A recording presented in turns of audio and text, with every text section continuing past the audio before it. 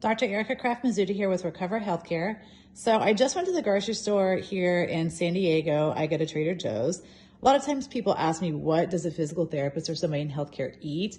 So I just wanted to show you what I bought. And I subscribe to the 80-20 rule. So meaning, eating fresh fruits, vegetables, healthy things 80% of the time. And every now and then I add some things that are processed and, what you wouldn't consider the best choice. But that's what keeps me sane and wanting to continue to eat healthy. So here's my Trader Joe's haul. So you can see I've got some fresh fish here.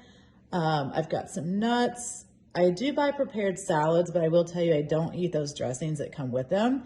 I just do that for the ease of having the salad assembled. I usually put olive oil on it. You can see here lots of fresh fruits and vegetables. And I've got some frozen fruits here.